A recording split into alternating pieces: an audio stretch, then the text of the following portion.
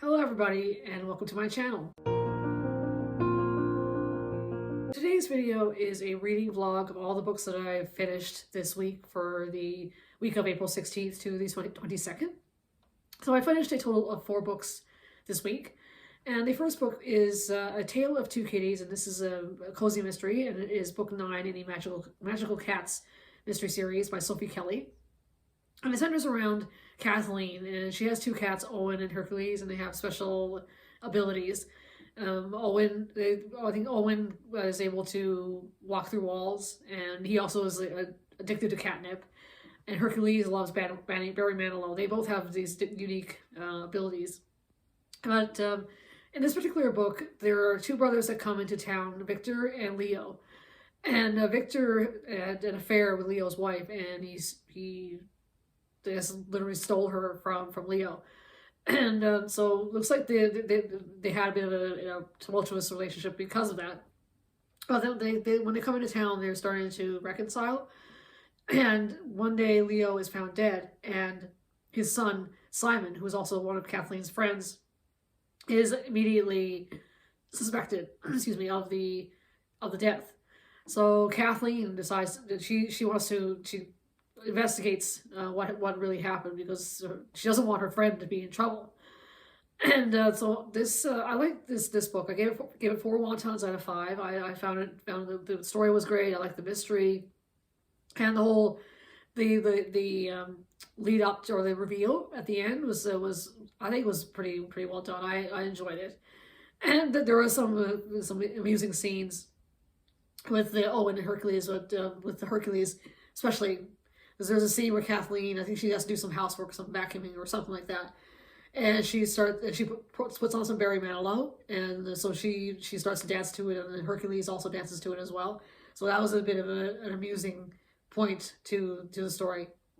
And I did really, like I said, I really enjoyed this book, and I think there's 14 or 15 books in the series at the moment. So I'm at number 9 now. So I think I have 6 or 7 more left to read, so I think I'll probably be able to get them done in the next couple of months.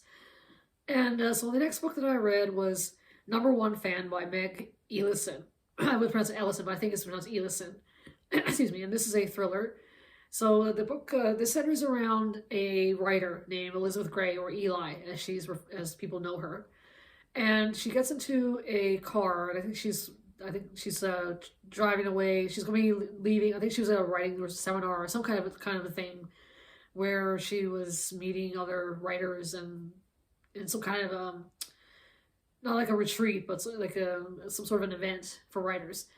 And so when she gets into the car, she's expecting the driver to drive her, I guess, to the airport or wherever she needs to go. But he ends up driving her to another location, to this house, and it's his intention. He's kidnapping her. She doesn't realize it until later on. Like when I think he does something to her. Then when she later wakes up, she finds herself in this house, and she's all tied up. And then she realizes, oh no, this person that was supposed to drop me off at wherever I needed to go is now kidnapped me. And so we have that she's trying to. We find out that this driver's name is Leonard, and he's also a writer, and he's one of her fans. And things get really weird. He starts to call her by the name of the main character in her series. Like I think she's a fantasy writer, so she's written this fantasy series that's really popular. And I think they're also making a movie out of it, and an adaptation.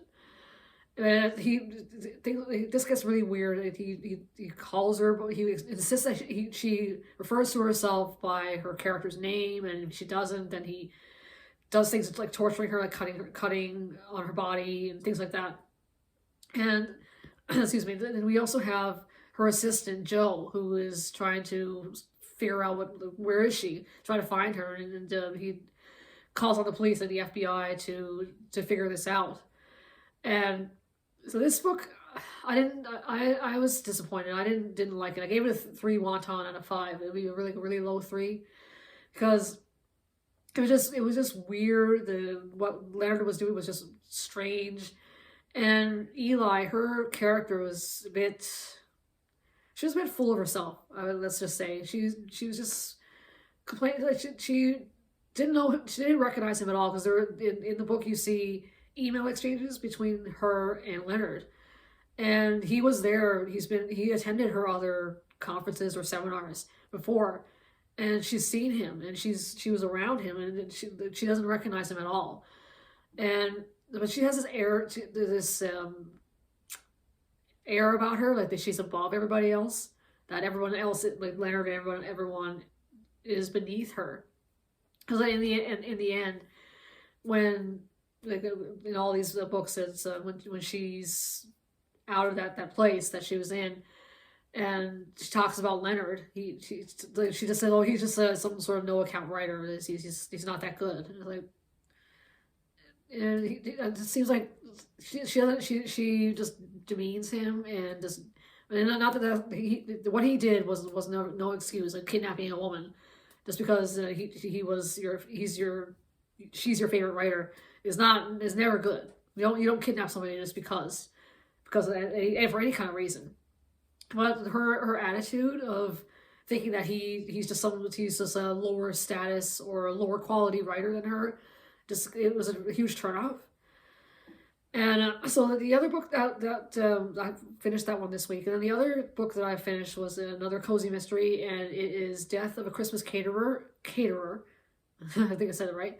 And this is book number 4 in the Haley Powell Food and Cocktail mystery series.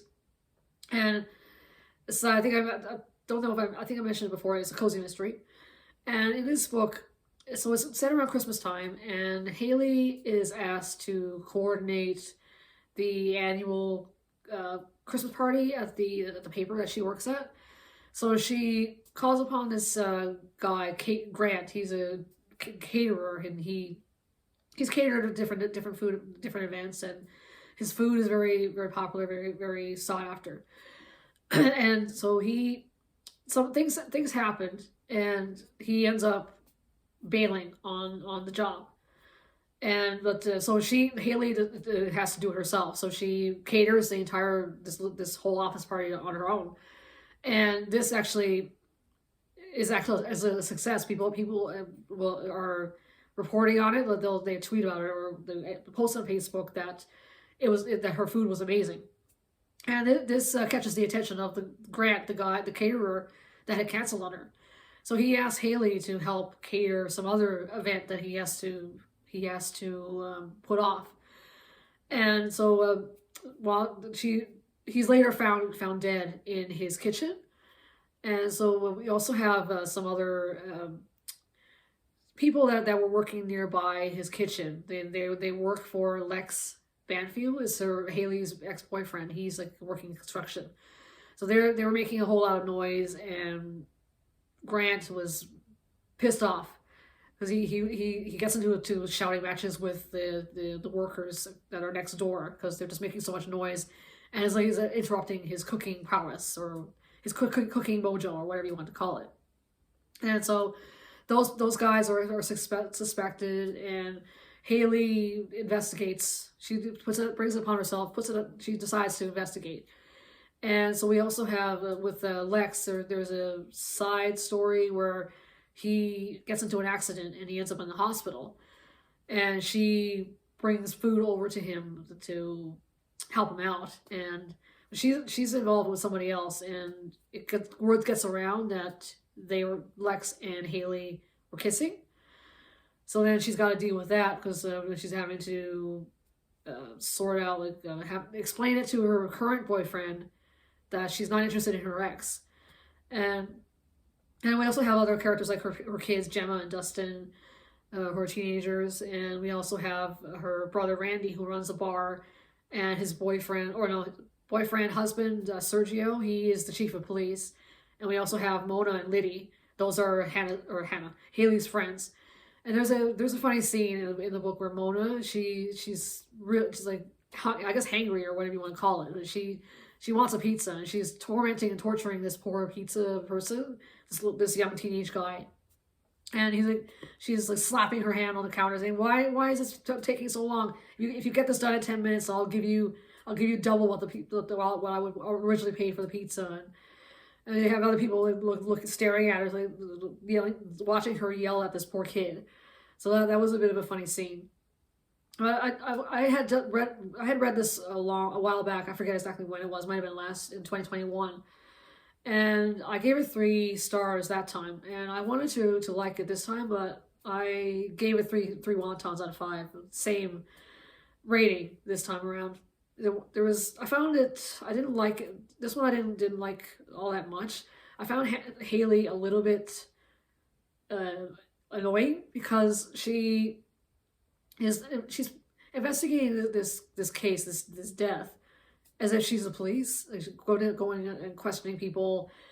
And there's a scene where she's questioning somebody and she gets a text from Sergio. And he says, well, I'm going to look at this evidence on this possible suspect. Come on over and take a look. I'm like, in the real world, Sergio would be fired because that's totally unprofessional. And Haley shouldn't even be looking at any kind of evidence, and shouldn't be talking to the police about the case at all.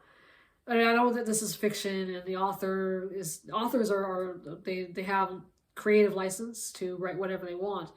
But it has to be plausible. It can't be so far-fetched that it's like that, where somebody is like a cop, for like a citizen cop or whatever you want to call it, where they take it upon themselves to investigate and they actually go along with the police and look at evidence. That's totally implausible to me.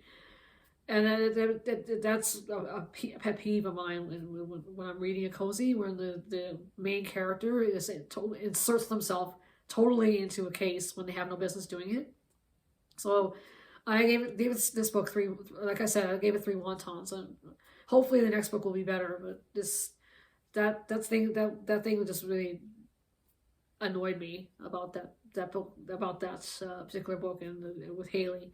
I wish it was a little bit toned down a bit. And the last book that I read, I just finished it, is The Overnight Guest by Heather Goodenkoff, and this is a thriller.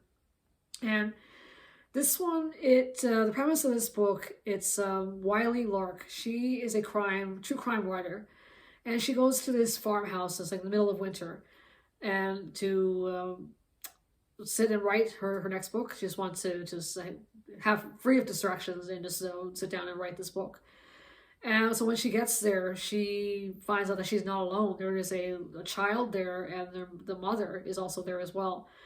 And we also have there's other stories going on that there's a bit of like a past timeline, where we find out that this house that Wiley is staying at was actually the scene of a murder years before. And then we also find out how that crime is connected to Wiley and the mother and child. And I found that at first the book, it was a little bit slow at first. I wasn't sure what was going on, but then once it started to ramp up a bit, and then I started to, when the connections were made, I started to understand. Oh, okay, this is what's going on, and it got more interesting to me. And then when the twist happened, where we find out everything, it was actually really, I liked the way it concluded. It was really good. I enjoyed it, and I gave it 4 wontons out of 5. I really liked it. I would recommend it to anybody who wants to read thrillers, who is interested in thrillers. That this is a good book to read, I think. So those were all the books that I read. So how did your reading week go? What books did you read, and how did you find them? If you'd like to post in the comments, I'd be interested to read what you thought of all of the books that you read. So this is the end of this video. Thanks so much for watching, and if you liked it, please like and subscribe, and I will see you on my next video. Bye for now.